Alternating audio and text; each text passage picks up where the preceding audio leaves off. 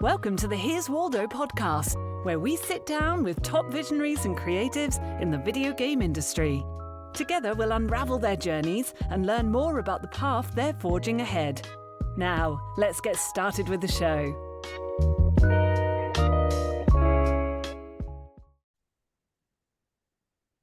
Hi, I'm Lizzie Mintes, founder and CEO of Here's Waldo Recruiting. We are a boutique video game recruitment firm, and this is the Here's Waldo podcast. And every episode, we dive deep into conversations with creatives, founders, and execs about their journey. You can expect to hear valuable lessons and get a glimpse into the future of the industry. This episode is brought to you by Here's Waldo Recruiting, a boutique recruitment firm for the game industry. We value quality over quantity, transparency, communication, and diversity. Before introducing today's guest, I want to give a thank you to Sean Faust for introducing us. Sean, you're a very funny person. Check out his podcast, although he's very serious on his podcast, and check out his LinkedIn for some LinkedIn trolls. Today we have Chris Quaidu with us. Chris is the content acquisition lead at Carry1st, the leading African mobile games publisher that is backed by investors, including Bitkraft and A16Z. Chris is also a venture partner at Griffin Gaming Partners, one of the leading gaming-focused venture capital firms, and he is the host of the Venture Games podcast. Let's get started. Thank you for being here. I'm glad I could recruit you finally. Yeah, sure. Thanks for having me. I know we probably planned to do this like 6 months ago almost, so it's good to finally get the recording going. Good. Yeah, pre-GDC, I think. Yeah. So I want to start a little bit with what you're currently doing and then work our way back. Can you tell me more about Carry1st as a company? Sure. So Carry1st is the leading African mobile games publisher, as you mentioned, backed by some of the leading investors in gaming, most notably, Bitkraft and Andreessen. There's also some strategics like Riot on the cap table. So, a really impressive group of investors. And there's sort of a number of different business models that Carry1st has, one of which is enabling local payment methods for African players, which is a huge issue for a lot of gamers in Africa. Happy to talk more about that. And then we also do like just a number of different publishing services, right? So that's everything from sort of like co-publishing agreements focused more on like marketing and player growth, all the way up to local publishing, where we'll actually license a game and then publish it in Africa, or in some cases, Africa plus MENA. And then we actually do some global publishing as well. So that's sort of Carry1st in a nutshell. Many different things. And how long have you been there versus how long has it been there? Yeah, so I joined in May of 22, and I think the company is maybe 6 years old now. So yeah, I think I've been there like, third of its existence. But we've grown pretty significantly since I've joined. Yeah, will you tell me about what you were up to when you started and then the growth journey that you've been on there? Sure. So when I joined, I was maybe like employee 50-ish. We have a lot more than that now. I think well over 100 employees. And yeah, I think just like the acceptance of a lot of games publishers as far as their interest in the African gaming market has changed substantially. Yeah, I remember, and I, talked about this from time to time, like early on when I was traveling for conferences after I joined Carry1st, one of the first things I had to explain was, what is Carry1st? Nowadays, I think most folks, at least at the conferences I'm going to, have heard about Carry1st. We've been in the media for a number of different things. So that's been a big change. Yeah. And then can you tell me more about your role, what you do for Carry1st as content acquisition lead? Sure. So yeah, as content acquisition lead, I'm tasked with finding gaming content for us to publish. And again, that falls into one of the different business models that I mentioned before. So potentially acquiring a game outright to publish globally, or working on a licensing deal to publish a game on the continent. And can you talk about what you look for in your search? Yeah, sure. So, I think I get asked this question a lot, like what games are African players playing? Yeah. And frankly, the top grossing games in Africa are pretty similar to the top grossing games worldwide. So like Candy Crush is one of the top grossing games in Africa. PUBG Mobile, Free Fire, those games all do really well in Africa. Where you'll see tilts, largely are related to one, demographics, and two, technical constraints, right? So on the demographics, youngest continent in the world, the gaming industry still skews quite a bit male. And then in certain countries like Nigeria, for example, which is one of our core markets, there's a Hmm. very sort of just like competitive culture in general, right? So you'll see like competitive games tend to do better. And obviously soccer or football, as most of the world calls it, is extremely popular in Africa. It's almost like religion, right? So sports games tend to outperform, but particularly like soccer games, FIFA is extremely, or I guess EAFC mobile is extremely popular there. It's So catchy. yeah. So, as at a glance, that's sort of how I think about it. And then on technical constraints, this is actually a pretty important consideration, right? The average smartphone in Africa is something like, call it $150 to $200 Android smartphone, right? So while the more affluent folks definitely have iPhones and have the highest end devices and are capable of running basically any game, there's a very large number of users who need games that are more technically suitable for their devices, right? So that's another consideration as well as we're searching. Yeah. So you want to work with a studio that is willing to make games for a device that is compatible.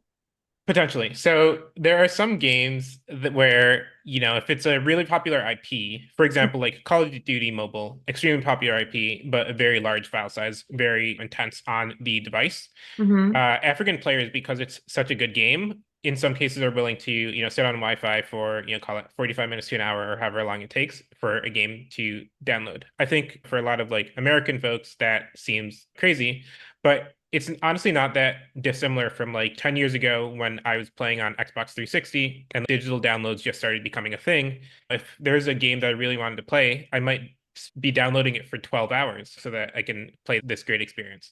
Now in the US, where we have like really good devices and really fast internet speed, this world seems so foreign to folks, but it's really not that different from sort of what we saw not too long ago. Would you say if the game is famous enough in a more of a Western market or a global market, then it becomes tolerable to wait a long time? It's a good question. I mean, I think Google did a study actually that shows, especially for emerging markets, as file size gets bigger, the Hmm. number of downloads tends to decrease. So it definitely is a constraint, right? Like, to be clear, it's definitely better to have a game that's more accessible for folks if you're trying to grow in emerging markets. But I do think there are some exceptions. There are some games, I think, and some IPs that are just popular enough where folks are willing to download the game, even if it takes a long time. Yeah.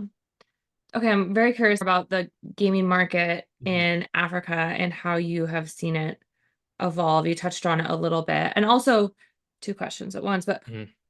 also, why are people so much more interested in it these days? Because it's more known? Because it's more active? Combo? Sure. So on the market in general, I think depending on the source, it's roughly call it $1 billion revenue market. There's something like call it 300 million mobile gamers in Africa, right? So pretty large market, growing Mhm. rapidly in terms of downloads. And then as far as like why I think folks are increasingly becoming interested, I think one, frankly, like Carry First has sort of done a lot to put the African gaming market on the map. Another reason is, as we see the gaming market as a whole, the growth of the gaming market as a whole, rather, decline. Folks are looking for other areas for growth, right? And so emerging markets are one of the areas where you can get pretty good organic growth. So I think those are some of the main reasons. Yeah, and you touched on this payment solution Hmm. a little bit, and I listened to a deconstructor of fun. It was about Nice. India, but just about how so many people in India don't have credit cards, so you have to have Hmm. completely alternative payment methods. Can you talk about how currency in Africa works? Like how do most people pay for stuff in general? How do most people pay for games? And then maybe touch on your specific solution. Sure. It's pretty similar in that a lot of folks in Africa don't have internationally accepted credit cards. So do you see, anything from call it 90 to 95% or more of people don't have internationally accepted credit cards. Currently, the major app stores require that you have an internationally accepted credit card to make a payment, right? So even if these folks want to make payments, without some sort of third-party solution, they literally can't pay for the content that they want. So we enable a whole lot of payment methods for folks depending on the country that they're in. As far as how they're paying today, it really depends on the country, right? Certain countries have like local credit cards that they use that aren't internationally accepted. Mhm. Some are more cash based. There's a number of like digital wallet schemes, which are very, very popular in Africa, actually. Some folks even use crypto for money movement. So, a number of different alternatives are popular, and we offer a number of them. Yeah. And you're getting MENA as well. Yeah, I mean, we've always served North Africa. Yeah. Egypt is one of our core markets. I think on the Middle East, it's a region that gets a lot more coverage, frankly, than Sub-Saharan Africa. It's an area that a lot of folks are interested in. Yeah. What I can say for now is it's an area we're continuing to explore and increase our capabilities to serve the Middle East part of MENA. Good answer. And for games that are actually developed in Africa, what does the overall market look like for game studios? Are they in a specific region, and what kind of games are they developing? Sure. So a lot of the content, well, I guess two things. One, a lot of the revenue in the gaming industry that's being generated in Africa is going to non-African studios, right? That's just sort of the reality. They're better funded, they have better resources. But that's not to say there isn't talent, right? I think a couple of years ago, Carry First partnered with a studio that made a hyper casual game called The President, and it became like one of the top downloaded games in the US, actually, briefly.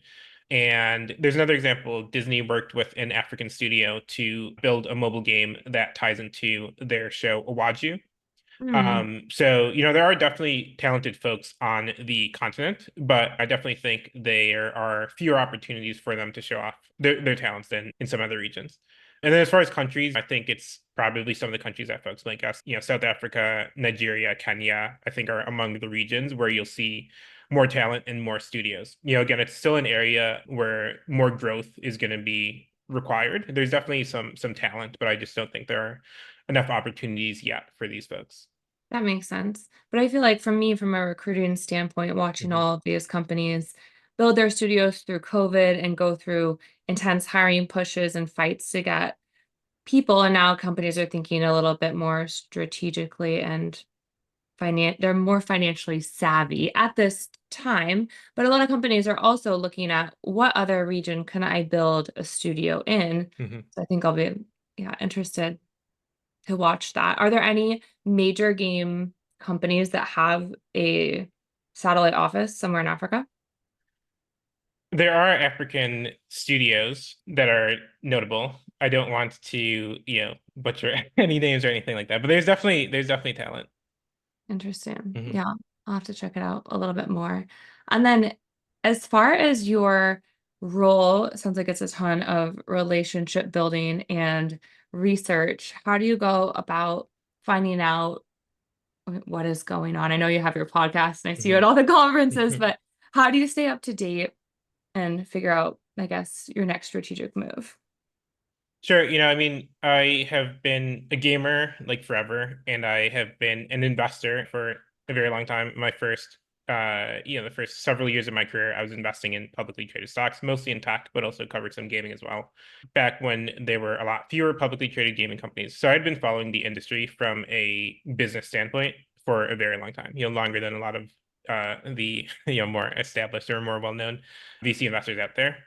So I've been following the Yes. market for a long time, and I try to absorb as much data as I can, whether that's like looking at games on the charts like Data AI and Sensor Tower, or just trying my best to keep a pulse on what is sort of growing in the industry or what's popular. So Yeah. I know pretty generic answer, but No, that's okay. It's all about networking and who you know. And Mhm. obviously, I'm sure your investment roots, you have so many connections in the industry. I want to talk a little bit more about you're also a partner at Griffin Gaming. You're in podcasting, doing all the things. What can you share about your role at Griffin? Sure. So I'm a venture partner for Griffin. For a couple of years, I was an investor on the team, but since I've joined Carry First, I moved into the venture partner role.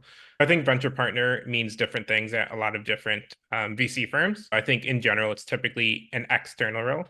My role is more around helping source deals and things like that. I still do maintain some relationships just with folks I knew while I was at Griffin. But yeah, for the most part, like sourcing is the biggest thing. Fun. And you have secretive methods for your sourcing. A lot of people read up on reports, you game yourself. Yeah, I mean, my podcast, for example, has helped me, expand my network and those sorts of things. One thing that I think sort of differentiates myself, or at least has worked out well as far as networking, is I try to do it authentically. I think it helps for me because I'm a big gamer, right?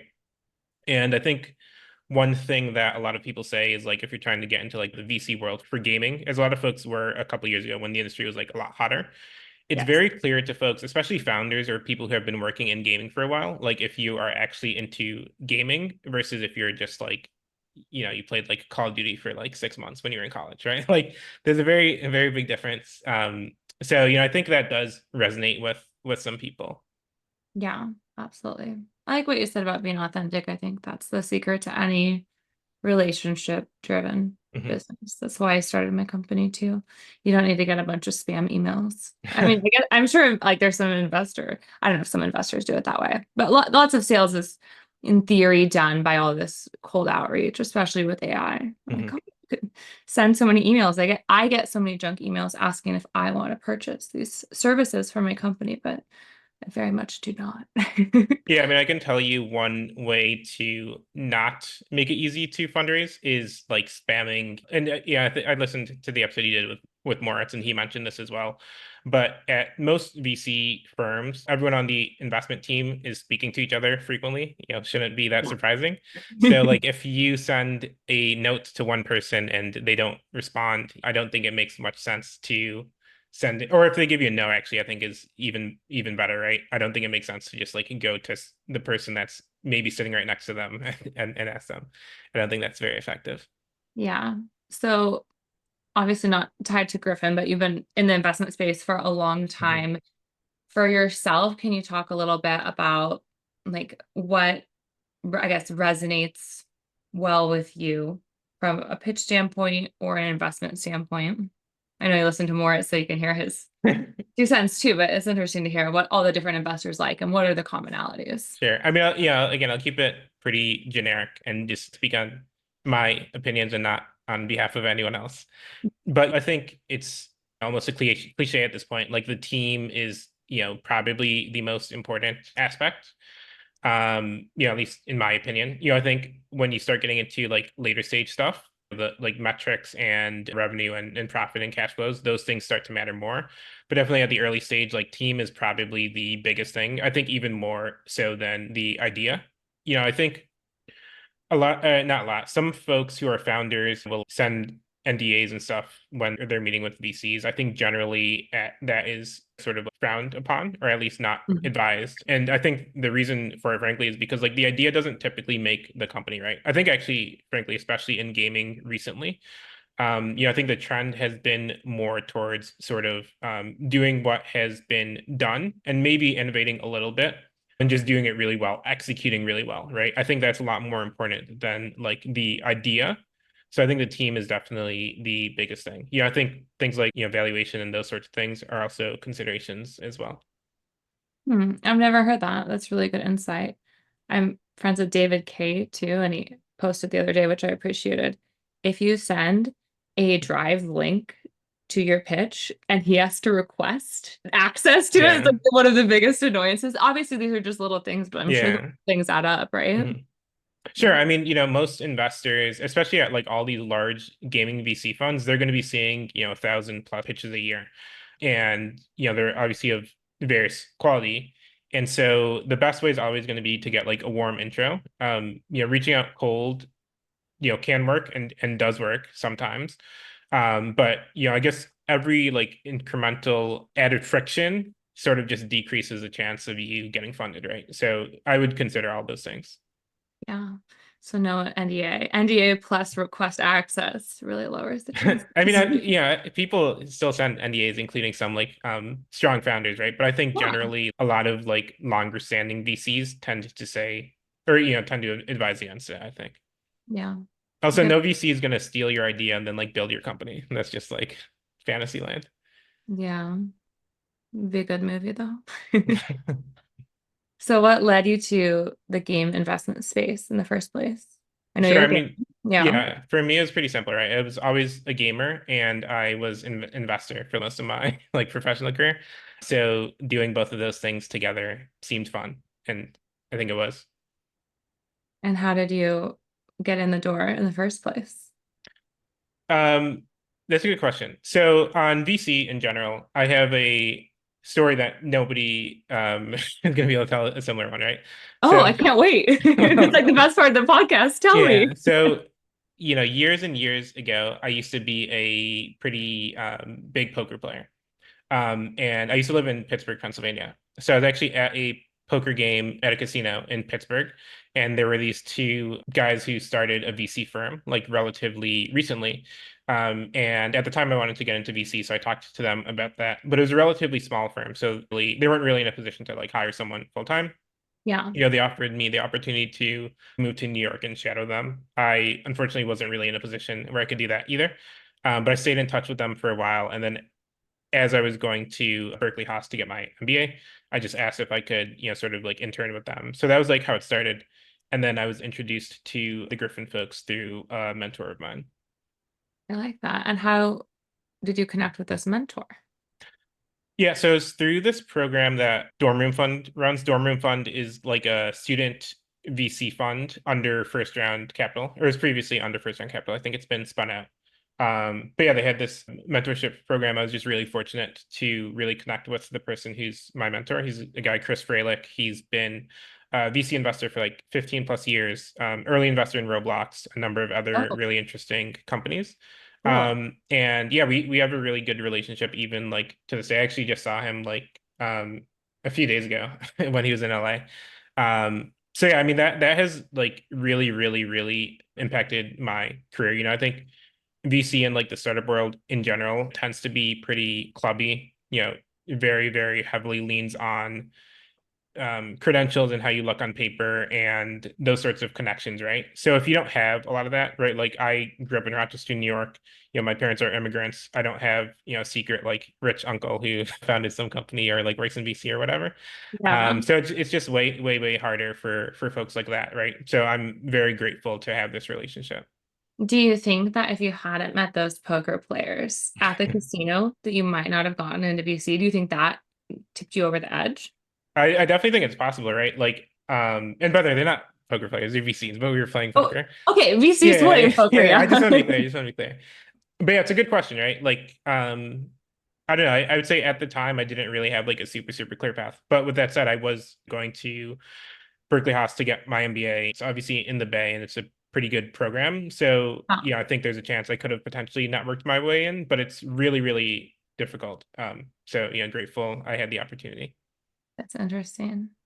I met someone at a bar who was a recruiter and he told me about what recruiting was. And I think about that a lot. Like, what if I didn't go to the bar that night? What would I be doing? Maybe I would have still ended up in it, but Yeah, I mean, I think a lot of people understate the role luck plays in life in general, right? But I think especially in like your career, I think things like the school you go to has such a big impact on your outcomes, right? I didn't go to an Ivy League, and there were plenty of folks who were like, qualified on paper to go to one of these schools, but because it's such a competitive process, maybe the interviewer didn't like their interview or like the reviewer didn't like their essay or whatever that can dramatically change your life, right? And not to exaggerate it too much, there's plenty of good schools. You don't have to go to the best schools in the world. But I do think that those things do give you sort of an unfair advantage. And so, and that's just one example, right? Like being born, to like whatever family you're born into, or just like different folks that you meet, or you might meet the right person, but you might not connect with them for one reason or another, right? All those things sort of add up. But I don't think people really weight how important some of those things can be. yeah. I mean, I think you're right.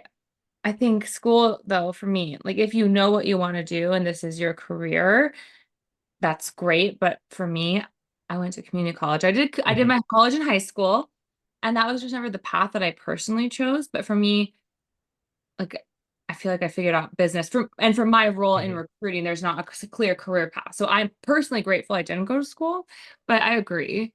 I feel like, yeah, the more ways you can get a leg up, the better. But also, you signed up for that program, right? Like you were in your Mhm. MBA, but you put yourself in the program to get a mentor, right?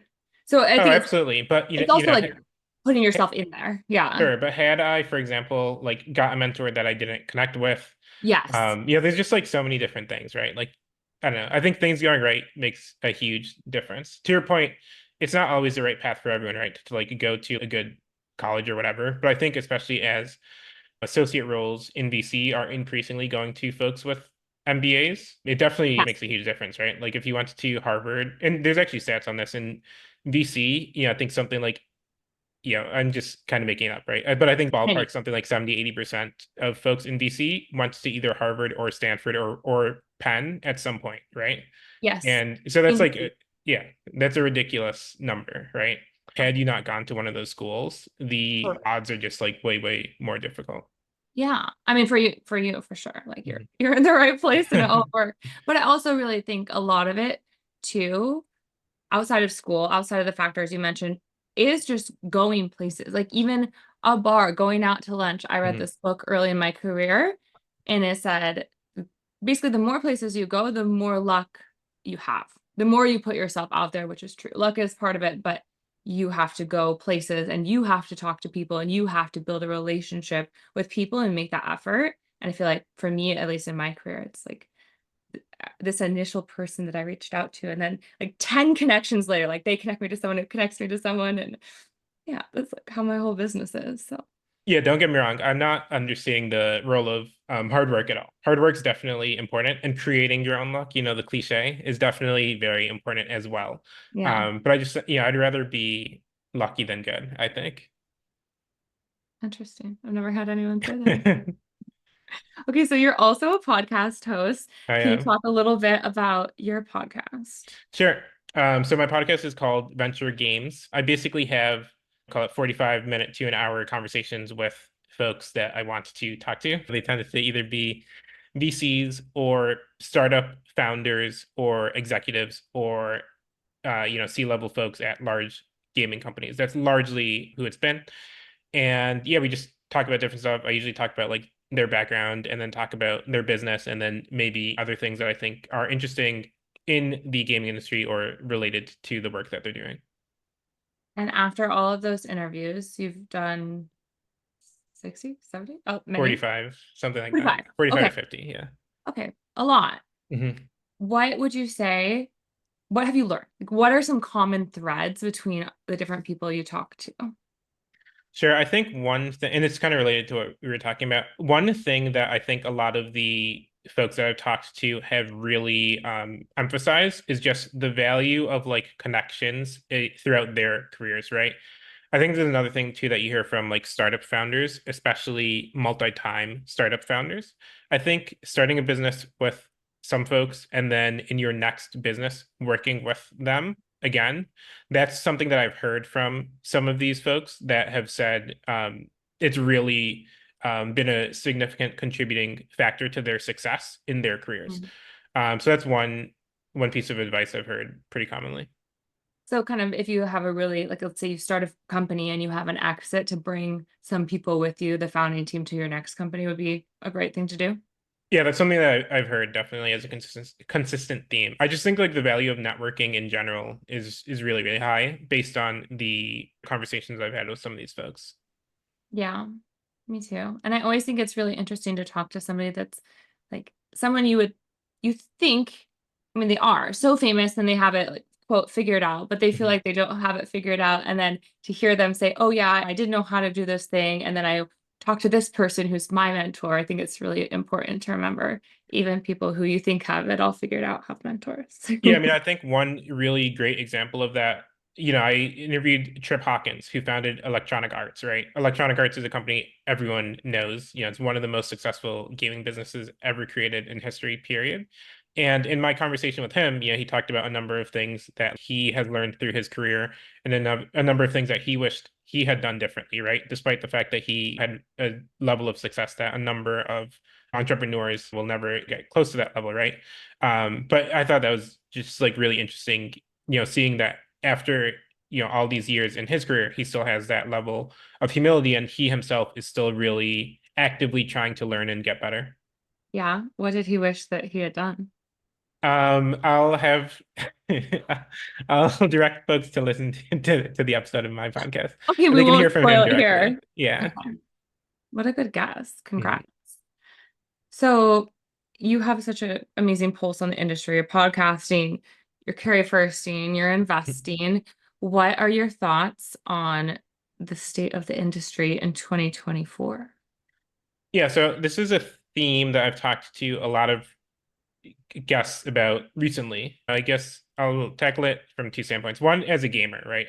I think as a gamer, folks are seeing a lot of, I don't remember like who put out this data, but recently there's some survey that showed that something like 80% of time spent gaming is spent on games that are 6 years old or older, right? So there's like the Robloxes, the Fortnites, Grand Theft Auto, Call of Duty. It's like a handful of games that are dominating the industry. Yeah. As a gamer, historically, I was always sort of like a one game person, but I always enjoyed like new, really interesting games that innovated, and I was drawn to them for one reason or another. As a gamer, I'd say it definitely feels like there are fewer of those opportunities. And even when those opportunities are created, it's hard for them to sustain, right? Because in today's gaming environment, you not only need to have a really good game, but all the large games have really robust live ops teams, right? So like Fortnite is a game that's like, going to be around probably forever. And they spend tons and tons of money creating content and doing all these other things to keep the experience fresh, right? If Yeah. you're sort of a new startup founder and you are able to have one of these crazy hits in this really competitive industry, it's really, really tough to maintain that and keep your content fresh when you don't have the same sort of budgets and same resources. So I think that's a consideration. With that said, I'm still pretty bullish. We've seen like Manor Lords and Pal World and Helldivers 2 and a number of other recent examples of really good games that have broken in despite those dynamics. I think industry growth rates seem to be slowing down compared to a few years ago.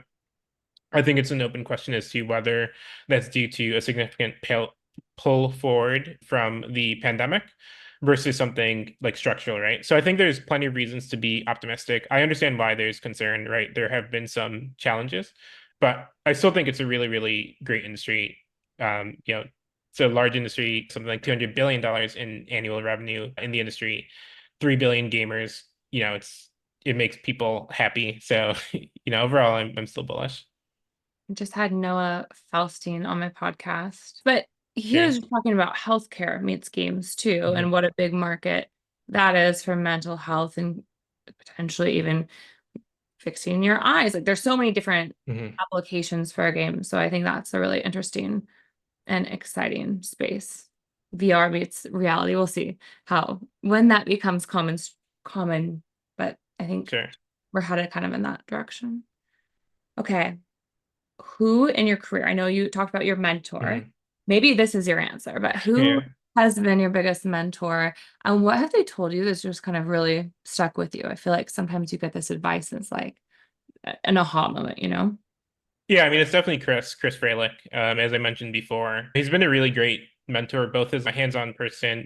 I basically connect with him, every other week just to discuss things that are going on, ask him questions, whatever. And I think one thing he also is known for is sort of being a really good networker and connecting with people authentically. He has some really, really valuable connections. And I think people generally just speak highly of him, both based on what he's done professionally, but also his character.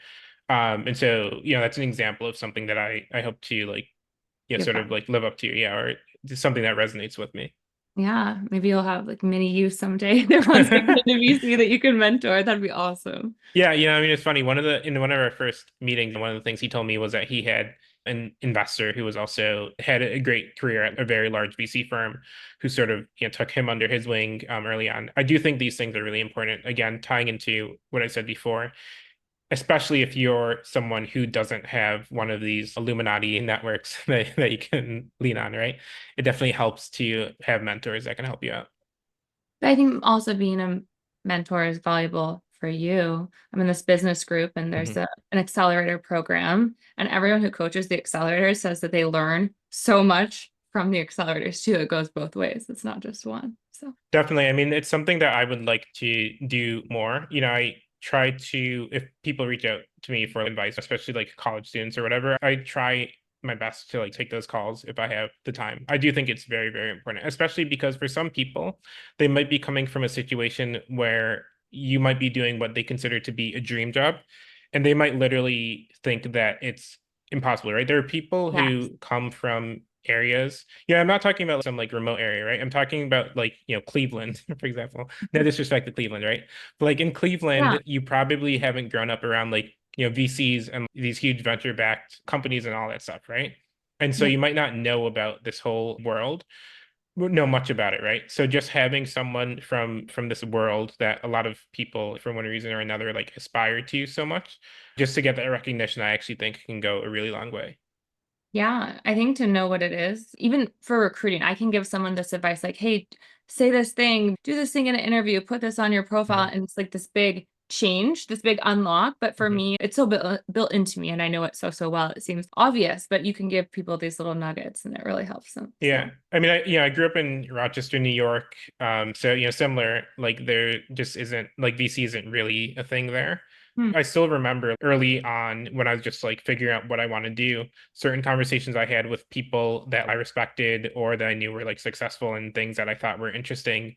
And those first, conversations or those first like pieces of advice or encouragement actually mean a lot to some people. So Totally.